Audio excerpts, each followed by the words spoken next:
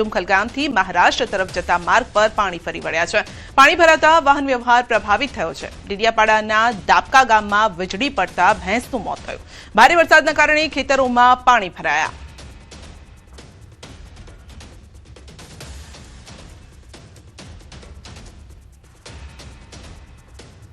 तो मुंबई में ચોમાસાએ ધમાકેદાર एंट्री करी। ચોમાસું 13 દિવસ મોડું પહોંચ્યું मुंबई, परंतु आगमन साथे ज भारे वरसाद वरस्यो। बुधवारे सवारे 8 वाग्या सुधीना 24 कलाक दरमियान मुंबईना કેટલાક વિસ્તારોમાં 200 મિલીમીટરથી વધુ વરસાદ નોંધાયો અને ભારે વરસાદના કારણે અનેક રસ્તા પર પાણી ભરાયા હતા। પાણી ભરાતા ટ્રાફિક જામની સ્થિતિ સર્જાઈ। લોકલ ટ્રેન સેવા પણ પ્રભાવિત થઈ હતી।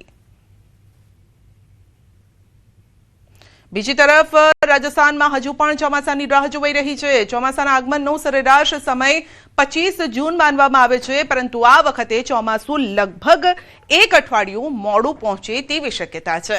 તો ખેડૂતો દ્વારા પાક માટે ખાતર અને અન્ય તૈયારીઓ કરવામાં આવી છે, અને છતાં પણ વરસાદના અભાવે ખેતી અને પશુઓના ઘાસચારા પર સંકટની ભીતિ ખેડૂતો સેવાઈ રહી છે।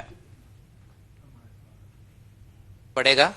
राजस्थान के लिए देखें तो सामान्यतया 25 जून को दक्षिण पूर्वी राजस्थान में मानसून के पहुंचने की औसत तय समय सीमा है, लेकिन इस बार औसत समय से लगभग एक सप्ताह की देरी होने की प्रबल संभावना बनती हुई दिखाई दे रही है।